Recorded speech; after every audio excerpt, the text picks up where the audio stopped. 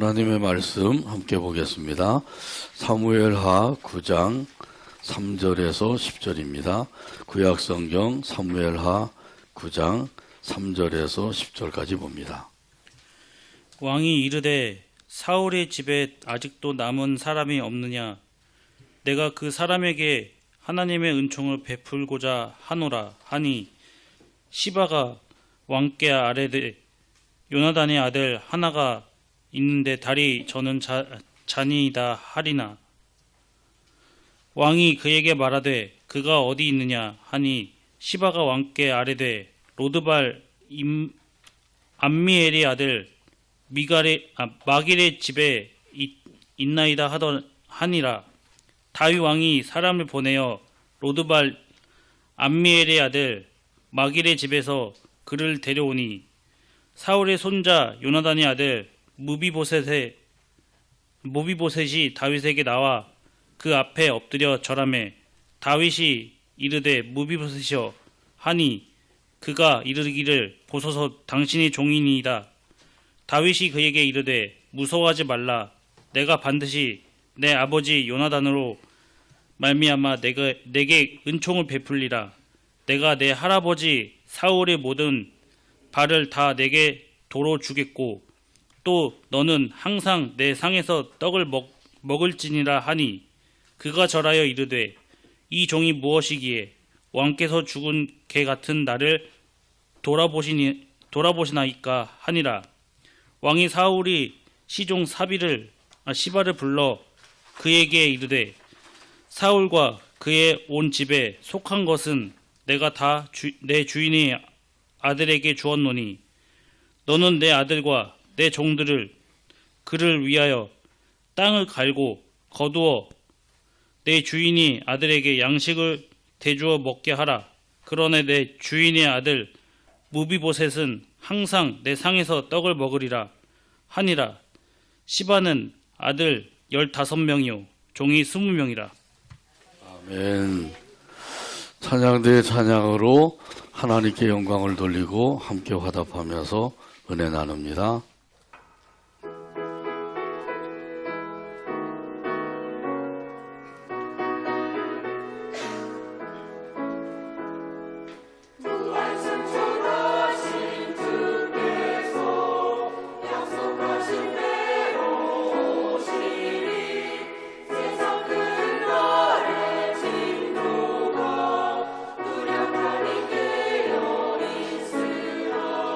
주님까지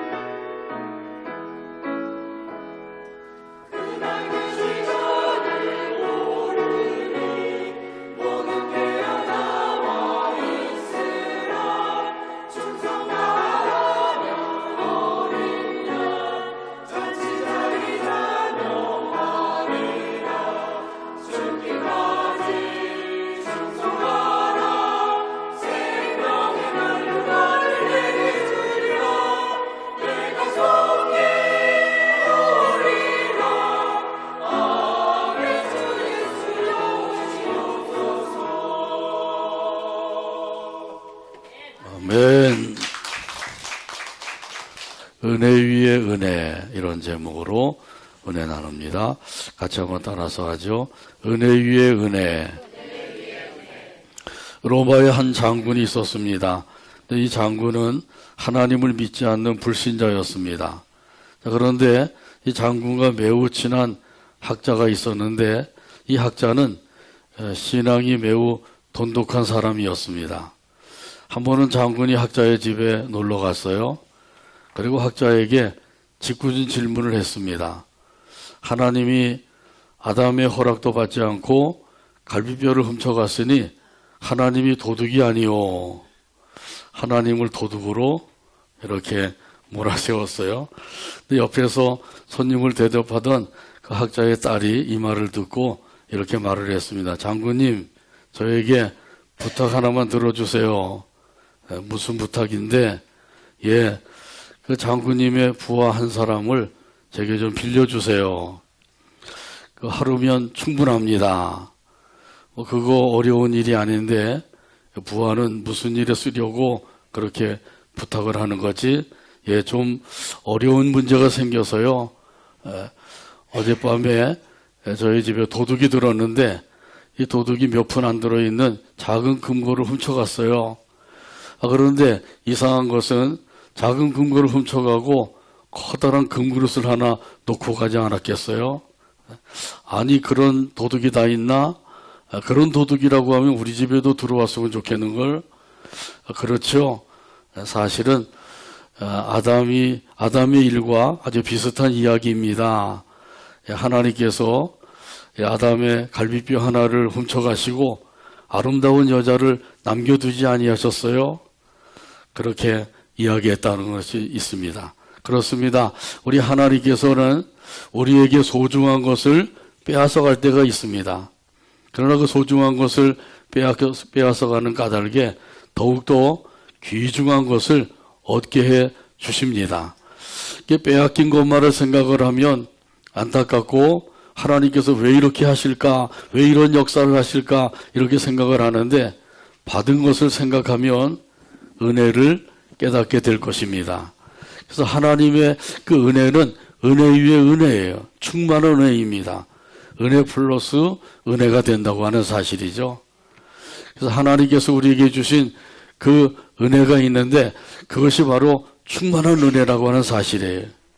이 은혜를 받아서 사는 사람들, 이런 사람들은 은혜 충만한 삶을 누리게 됩니다. 그러나 부어주시는 은혜를 받지 못하는 사람들은 메마른 심령으로 살 수밖에 없어요. 그러므로 하나님께서 부어주시는 은혜를 충만히 받게 되기를 바랍니다. 그러려면 방법은 다 한 가지밖에 없어요. 겸손한 마음에 그릇을 준비하면 됩니다. 겸손한 마음에 그릇을 준비하게 되면 준비한 것만큼 받을 수가 있어요. 근데 준비하지 아니하면 전혀 받을 수가 없는 것이죠. 오늘도 겸손의 마음에 그릇을 준비하고 오신 분들은 틀림없이 하나님의 은혜를 충만히 받게 될 줄로 믿습니다. 아멘. 하나님께서 우리에게 은혜를 부어주셨는데 그 은혜를 부어주셨다고 하는 사실은 다윗 왕을 통해서도 분명하게 보여주셨어요. 오늘 본문 3절에서 말씀합니다. 왕이 이르되 사울의 집에 아직도 남은 사람이 없느냐? 내가 그 사람에게 하나님의 은총을 베풀고자 하노라 하니 시바가 왕께 아뢰되 요나단의 아들 하나가 있는데 다리 저는 자니이다 하니라. 아멘. 다윗 왕이 시바에게 물어보았어요. 사울의 집에 남은 사람이 있느냐? 시바가 대답을 했어요. 요나단의 아들이 있나이다. 요나단의 아들은 무비보셋이죠. 그래? 그러면 내가 그에게 하나님의 은총을 베풀 것이다. 그러면서 다윗이 그 무비보셋을 불러오라고 사람을 보내게 된 것이죠. 사실은 다윗과 사울의 관계는 쫓기는 관계였죠. 사울 왕이 다윗을 잡아 죽이려고 여러 번 시도를 했어요. 창을 던져서 벽에 그를 박아서 죽이려고 했던 적도 있었죠. 또 요새에 숨어 있을 때 다윗을 붙잡으려고 군대를 이끌고 간 적도 있었어요. 무려 3,000명의 군대를 이끌고 간 적도 있었습니다. 그러니까 이 사울과 다윗의 관계는 악연이에요. 이스라엘 나라 안에서 더 이상 피할 곳이 없으니까 블레셋 나라에 망명을 한 적도 있었어요. 이처럼 그 악연으로 얽혀진 것이 바로 다윗과 사울의 관계입니다. 그런데 다윗이 이 사울의 자손에게 하나님의 은총을 베풀어 주겠다, 그런 마음을 갖게 된 거예요. 다윗이 이런 마음을 가졌는데 이 마음이야말로 하나님의 마음인 줄로 믿습니다. 아멘. 하나님의 마음은 바다보다 깊고 하늘보다 높고 우주보다 넓은 것이죠. 어마어마하게 큰 마음이에요. 우리가 상상도 할 수 없을 정도로 하나님의 마음은 큰 마음이라는 사실이죠. 그래서 세상의 모든 것을 품을 수 있는 그런 마음을 가지신 분이 바로 하나님이셔요. 그런데 다윗이 이런 하나님의 마음을 품었다고 하는 사실이죠. 비록 악연으로 얽혀 있었지만은 그 자손에게 은총을 베풀어 줄 마음을 가졌다고 하는 사실, 이것만 봐도 이 다윗의 마음이 하나님의 마음과 비슷하다고 하는 것을 알 수가 있는 거죠. 다윗이 이처럼 하나님의 마음을 품게 된 것, 이것은 바로 하나님의 은총을 받았기 때문이죠. 하나님의 은혜를 받으면 우리 마음이 하나님의 마음과 같이 넓어지게 되는 줄로 믿습니다. 근데 마음이 넓은 사람도 있고 좁은 사람도 있죠. 좁은 사람을 가리켜서 무슨 속이라 그래요? 밴댕이 속이라 그러죠. 여기는 밴댕이 속 가지고 있는 분이 없으시죠? 넓은 마음을 가지고 살려면 다른 게 없어요. 하나님의 은총을 받으면 돼요. 그러면 좁은 마음도 넓어지게 되는 줄로 믿습니다. 이 사울왕이 다윗을 잡아 죽이려고 그렇게 찾아다닐 때 그때마다 하나님께서는 다윗에게 피할 길을 주셨어요. 사무엘상 23장에 보게 되면 이 다윗이 하길산 기슭에 숨어 있었어요. 그 황무지에 숨어 있었던 것이죠. 자, 그런데 어떤 사람이 이 사울왕에게 이 사실을 고해 바쳤어요. 그러니까 사울왕이 군대를 이끌고 또 하길산으로 다윗을 잡으러 갔습니다.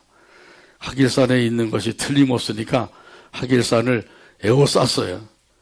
군대를 이끌고 왔으니까 산을 에워싸고 조금씩 좁혀가면서 다윗을 추격하기 시작한 거예요.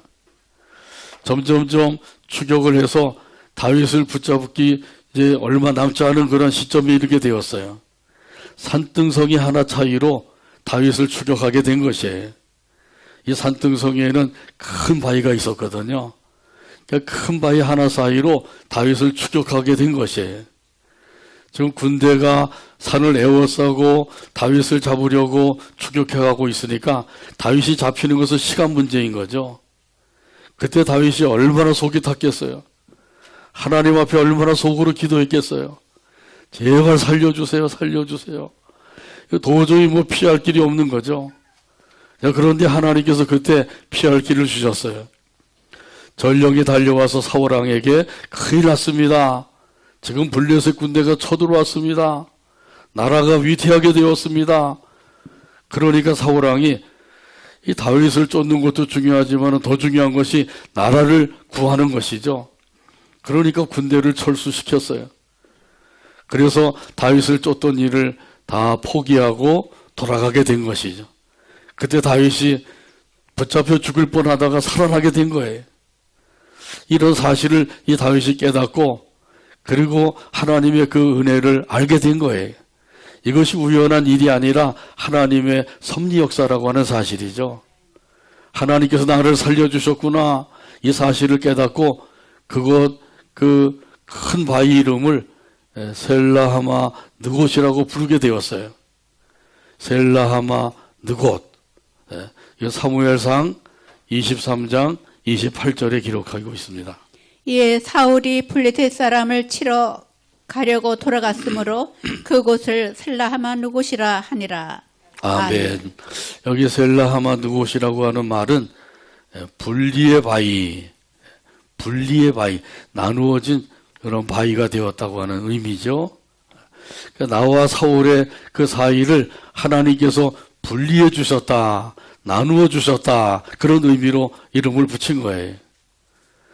이렇게 하나님께서 다윗을 그 큰 바위 하나 사이로 분리해 주셔서 살려주셨다고 하는 사실이죠. 이것이 바로 하나님의 은혜라고 하는 사실을 다윗이 확실하게 깨달았어요. 이것이야말로 은혜 위에 은혜인 줄로 믿습니다. 충만한 은혜인 것이죠. 이 다윗에게만 아니라 이런 은혜를 하나님께서 저와 여러분에게도 주셨습니다. 악한 원수마귀가 우리를 영적으로 그 영적인 생명을 다 빼앗아 가려고 그렇게 공격할 때에도 하나님께서 악한 마귀와 우리 사이를 갈라놓으셨어요. 분리해 놓으신 거죠. 그래서 지켜 보호해 주신 거예요. 그래서 지금까지도 믿음을 지키게 해주신 줄로 믿습니다. 그리스도의 몸이 되는 교회를 섬기도록 인도해 주신 줄로 믿습니다. 우리 각자에게 주어진 직분도 감당할 수 있게 해주신 줄로 믿습니다. 이것이 바로 하나님께서 우리를 지켜 보호해 주신 은혜예요. 이런 사실은 요한복음 10장 28절에서도 말씀합니다. 내가 그들에게 영생을 주노니 영원히 멸망하지 아니할 것이요 또 그들을 내 손에서 빼앗을 자가 없느니라. 아멘. 내 손에서 빼앗을 자가 없느니라. 이렇게 말씀하죠. 한번 따라서 하죠. 내 손에서 빼앗을 자가 없느니라. 빼앗을 자가 없느니라. 하나님께서 우리를 능력의 손으로 붙들어 주고 계시면 그 손에서 우리를 빼앗을 자가 없는 거예요. 하나님이 붙들어 주시면 안전한 것이죠. 천국 가는 그날까지 우리 하나님께서 우리를 붙들어 주십니다. 돌보아 주십니다. 아멘. 도와주십니다. 아멘. 이 사실을 꼭 믿으시길 바랍니다. 아멘. 찬송가 390장 1절에 보면 이런 가사가 있어요. 예수가 거느리시니 즐겁고 평안하구나. 주야의 자고 깨는 것 예수가 거느리시네. 주날 항상 돌보시고 날 친히 거느리시네. 주날 항상 돌보시고 날 친히 거느리시네. 찬송가 390장 1절 가사를 생각하면서 함께 찬양합니다. 예수가 거느리시니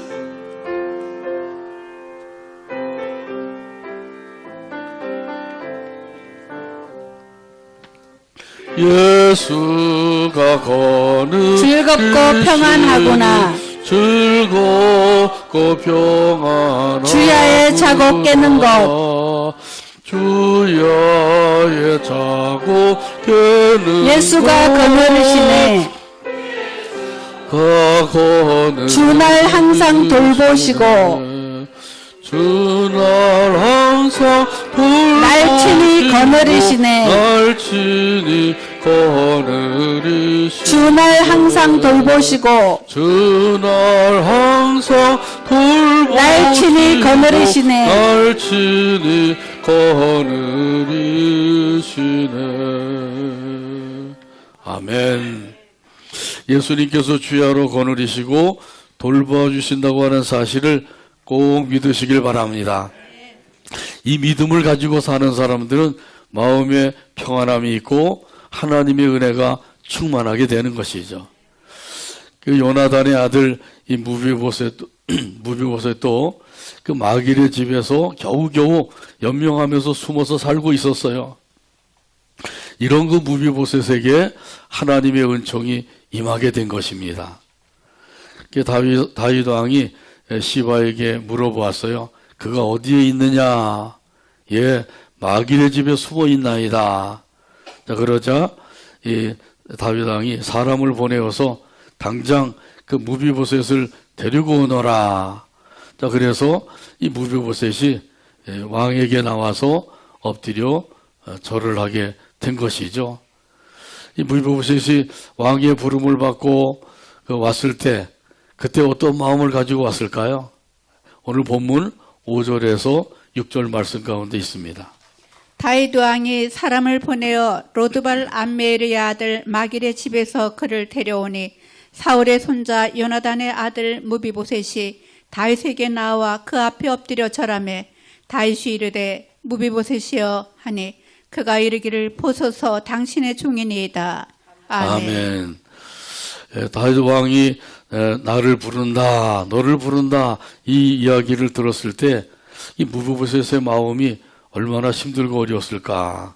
아이고 내가 이제 왕에게 잡혀 죽나 보다 그런 마음을 가질 수밖에 없는 거죠. 왜냐하면 그동안 이 마길의 집에 숨어 있었거든요.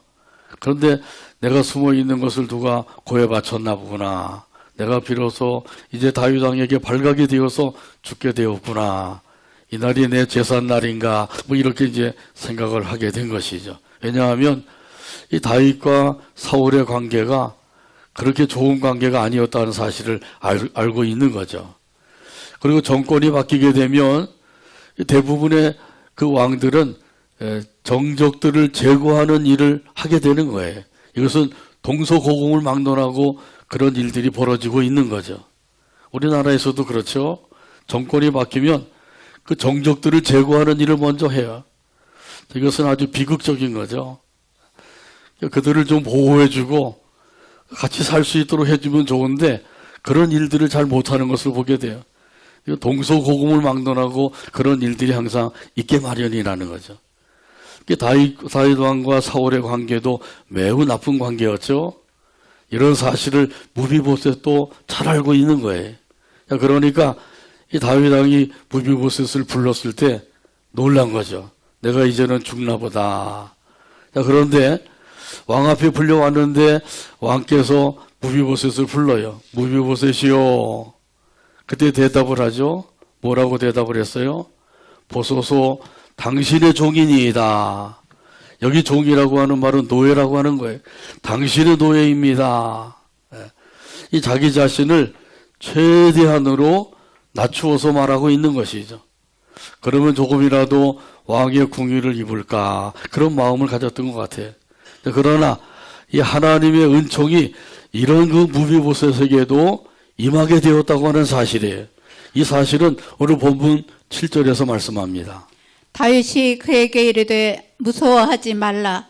내가 반드시 내 아버지 요나단으로 말미암아 내게 은총을 베풀리라.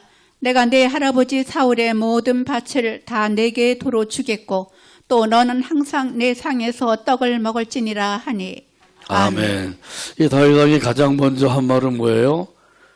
무서워하지 말아라. 두려워하지 말아라. 그렇게 얘기하죠. 왜냐하면 지금 무비보셋을 보니까 무서워서 벌벌 떨고 있는 거예요. 자기가 죽을 것 같으니까 얼마나 떨었겠어요. 그걸 보고 왕이 무서워하지 말아라. 두려워하지 말아라. 자, 이렇게 왕이 무비보셋에 말한 것을 들을 때 우리 예수님의 말씀이 생각이 나죠. 무리로 걸어오시는 예수님을 보고 이 제자들이 유령인 줄 알고 소리 질렀어요. 두려워서 무서워서 크게 소리 지른 거죠. 마태복음 14장 26절에서 27절 가운데 말씀합니다. 제자들이 그가 바다 위로 걸어오심을 보고 놀라 유령이라 하며 무서워하여 소리 지르거늘 예수께서 즉시 이르시되 안심하라 나니 두려워하지 말라 하시니라. 아멘. 제자들이 무서워서 유령이다, 귀신이다 그렇게 뭐 소리 지르는 거죠. 그때 이제 예수님께서 말씀하신 거예요. 안심하라, 나니 두려워하지 말아라. 이 말씀이 제자들에게 얼마나 큰 위로가 되었겠어요. 안심하라, 나니 두려워하지 말아라. 항상 이러한 주님의 음성을 들으며 살게 되기를 바랍니다. 아멘. 경제적으로도 건강으로도 여러 가지로 힘들고 어려울 때 예수님의 이 음성을 들으면 위로가 되죠. 안심하라, 나니 두려워하지 말아라. 우리 주님은 우리에게 안심을 주시는 분이셔요. 평안을 주시는 분이시죠. 반대로 마귀는 무엇을 줘요? 두려움을 주는 거예요. 두려워하는 마음, 이건 마귀가 주는 거예요. 혹시라도 두려워하는 마음이 생기면 이건 마귀가 주는 마음이라는 사실을 알고 예수의 이름으로 대적하여 물리치게 되기를 바랍니다. 아멘. 우리 예수님은 마음에 안심, 평안함을 주시는 분이시란 말이죠. 이런 평안함을 주실 뿐만 아니라 모든 그 재산도 다 돌려주겠다고 왕이 무비보셋에게 이야기하죠. 그래서 오늘 여기 본문에 보면 이렇게 말씀하셔요. 내 할아버지 사울의 밭을 다 내게 도로 주겠다. 그리고 항상 너는 내 상에서 떡을 먹으리라. 이렇게 이야기하는 거죠. 다윗 왕에게서 그 상에서 같이 떡을 먹는다고 하는 것은 왕자와 같은 대우를 받게 해준다는 말씀이에요. 자, 그러니까 이것은 이 다윗 왕이 그 무비보셋에게 베풀어 줄 수 있는 최고의 은혜인 거죠. 지금 무비보셋은 내가 이제 죽게 되었나 보다 그러고 왔는데 다윗 왕은 그 모든 재산을 다 돌려줄 뿐만 아니라 왕의 상에서 왕자와 같이 음식을 먹으면서 그렇게 지내게 해주겠다는 거예요. 이것이 다윗이 무비보셋에게 베풀어준 큰 은혜인 거죠. 이런 은혜를 베풀게 된 것은 이 다윗이 먼저는 하나님의 은혜를 받았기 때문이죠.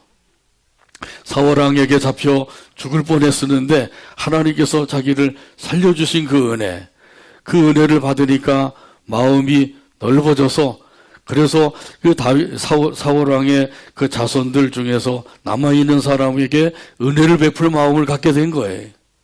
또 한 가지 그 은혜를 베풀 수 있는 마음을 갖게 된 것이 그의 아버지 요나단 때문인 거죠. 오늘 본문에 보게 되면 말씀하셔요. 내 아버지 요나단으로 말미암아 내게 은총을 베풀리라. 할렐루야. 이 다윗이 요나단에게도 은혜를 받았어요. 이 요나단이 다윗을 얼마나 사랑했는지 모르죠. 그래서 사울왕에게 쫓겨다닐 때에도 그 요나단이 다윗을 보호해주고 또 다윗이 죽을 뻔했을 때도 요나단에 의해서 살게 된 거예요. 그 자리에 참석했으면 죽을 것인데 요나단이 그 사실을 알고 피하게 해준 거죠. 자, 이렇게 그 요나단이 다윗에게 은혜를 베풀어 주게 된 것은 요나단이 다윗을 사랑을 했기 때문이에요. 남녀 간의 사랑이 아니라 남자와 남자의 사랑인데 요나단이 다윗을 사랑했는데 어떻게 사랑했다 그래요? 자기 생명과 같이 사랑했대요. 얼마나 큰 사랑을 주었는지 모르죠. 사무엘상 18장 1절에 보면 말씀합니다. 다윗이 사울에게 말하기를 마침에 요나단의 마음이 다윗의 마음과 하나가 되어 요나단이 그를 자기 생명같이 사랑하니라. 아멘. 요나단과 다윗의 마음이 하나가 되었대요. 한 마음이 된 거죠. 마음이 하나가 돼서 자기 생명과 같이 사랑하였다. 이거 얼마나 큰 사랑이죠. 이렇게 다윗이 그 요나단에게 은혜를 받은 것을 생각을 하면서 그 은혜를 갚아줄 마음을 갖게 된 거예요.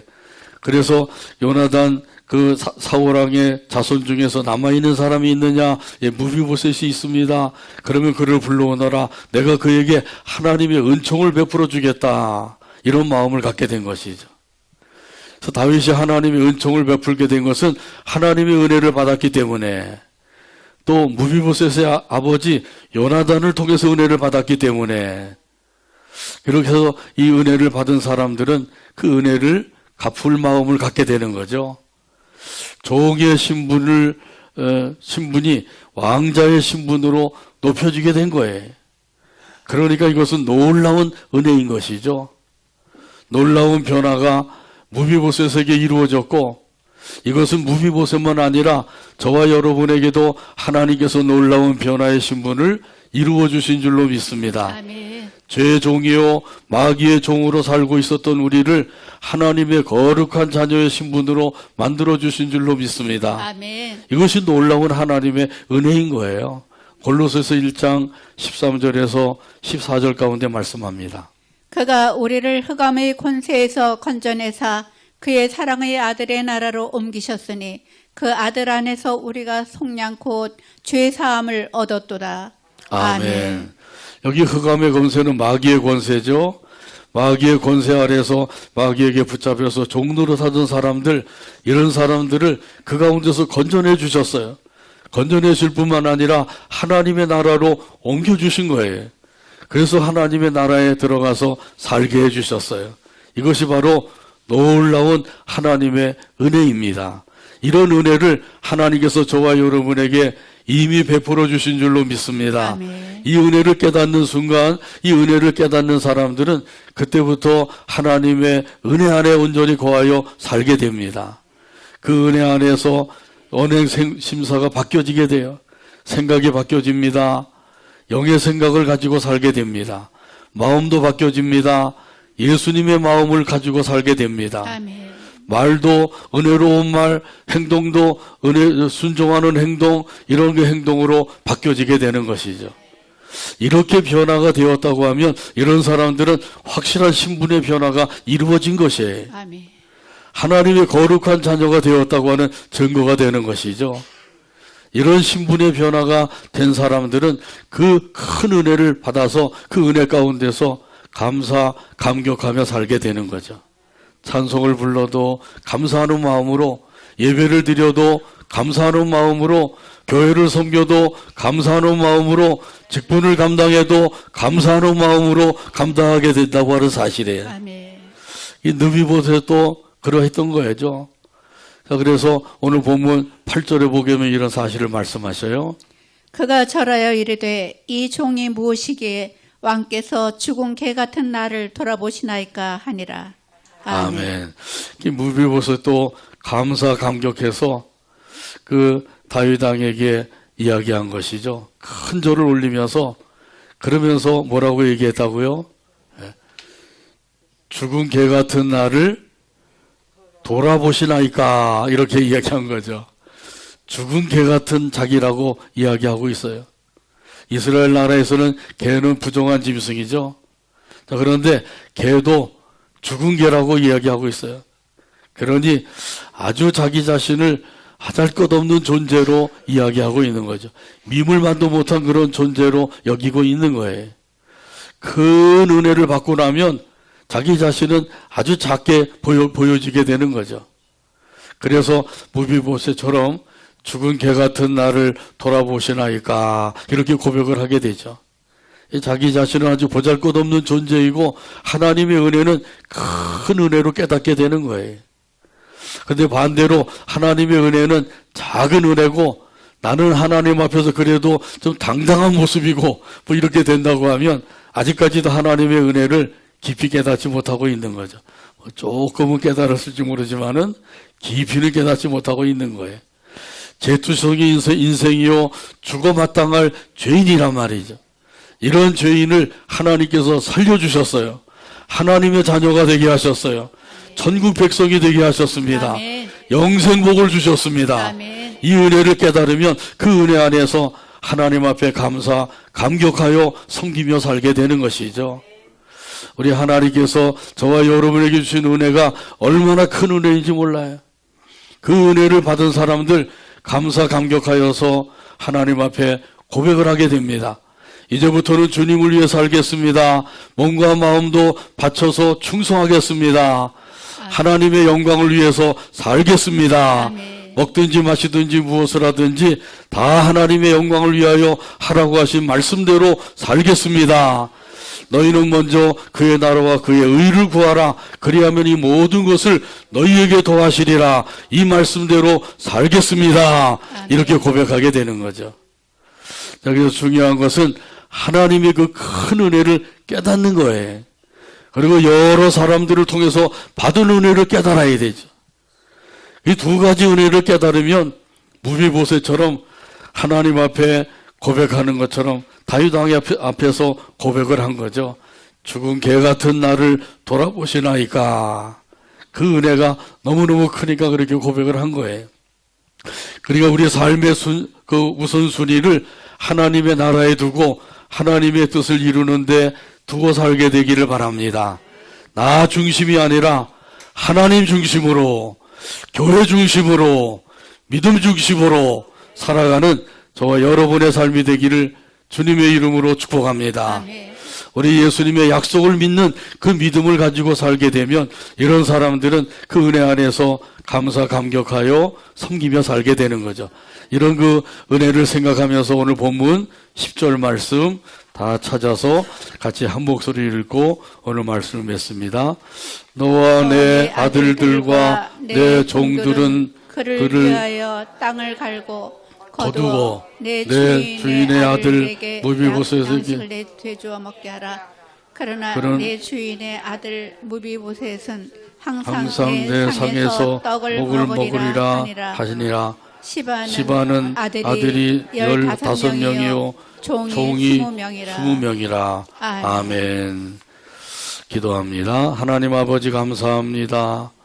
오늘도 사랑으로 인도하시고 함께 모여서 찬양하며 경배하게 하시고 말씀을 받게 하시니 감사합니다.